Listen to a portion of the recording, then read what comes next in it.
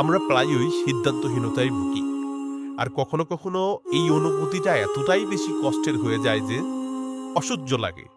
অনেকেই এই ইনডিসিশন থেকে ডিপ্রেশনেও চলে যায়। এটা আসলে একটা হিউম্যান নেচার, যে কারো সাথে এটা হতে পারে, তবে সবার সাথে যদিও হয় না। তো এটা আসলে কেন হয়, এর থেকে বের হওয়ার উপায়টাই বা কি, আর সঠিক সিদ্ধান্ত কনফিডেন্সের সাথে কিভাবে নেব আমরা, এগুলি কি তোমার জানা দরকার? তাহলে মনে রেখো একটি কথা, সিদ্ধান্ত নিতে পারাটা একটা প্র্যাকটিস, একটা হ্যাবিট, এবং আমি বলবো এটা একটা স্কিল, একটা অসাধারণ স্কিল। কারণ তুমি যদি সিদ্ধান্ত নিতে না পারো, তাহলে জীবনের প্রতিটা গুরুত্বপূর্ণ জায়গায় তুমি শুধু হ্যাং হয়ে থাকবে। দেখবে প্রশান্তির অভাবে ভুগছ, কোনো অ্যাচিভমেন্ট নেই, জীবনটা যেন এগোচ্ছেই না। তাই সোজা কথা, সিদ্ধান্ত নিতে পারাটা খুবই জরুরি। তো চলো এখন সহজ করে বলি, সিদ্ধান্তহীনতা থেকে বের হতে হলে কয়েকটা ছোট্ট কিন্তু পাওয়ারফুল স্টেপ ফলো করতে হবে।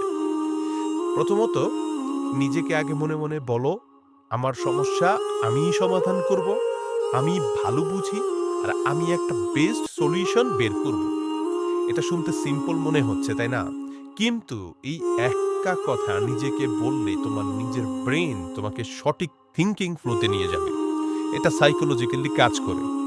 দ্বিতীয়ত, যদি তুমি কোনো রাগে বা আবেগের মধ্যে থাকো, সেই মুহূর্তে কোনোভাবেই ডিসিশন নিবে না। রাগের মাথায় নেওয়া সিদ্ধান্ত প্রায়ই ভুল হয়ে থাকে। আগে নিজের রাগ ইমোশনকে স্লোলি ডাউন করো, তারপর শান্ত মাথায় ডিসিশন যাও। তৃতীয়ত, যে বিষয়ে সিদ্ধান্ত নিতে পারছো না, সেই বিষয়টার দুটো দিক দেখো। সিদ্ধান্তটা সঠিক হলে কি হবে, আর ভুল হলে সর্বোচ্চ কি ক্ষতি হতে পারে। এই দুটো জিনিস পাশাপাশি রাখলে দেখবে উত্তরটা অনেকটাই পরিষ্কার হয়ে যাচ্ছে।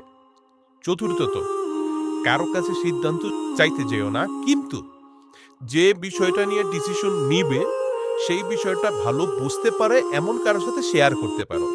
আর যদি শেয়ার করার মতো কেউ না থাকে, তাহলে সেই বিষয়ের ভিতরের দিকগুলোকে মনে মনে নিজেই কয়েকবার ভাবো, রিভাইজ করো, নিজের সাথে নিজে কথা বলো। এই চারটা স্টেপ ফলো করলে তুমি দেখবে একটা মোটামুটি ভালো সিদ্ধান্তে তুমি পৌঁছে গেছো নিজে থেকেই। এটা ছিল একটা সামারি, কিন্তু তুমি যদি সত্যি এটাকে নিজের জীবনে হ্যাবিট হিসেবে গড়ে তুলতে চাও, একটা মেথড হিসেবে ফলো করতে চাও, তাহলে আমাদের পরবর্তী ভিডিওতে চোখ রাখো। সেখানে এই বিষয়টা নিয়ে পুরোপুরি বিস্তারিত আলোচনা করা হবে।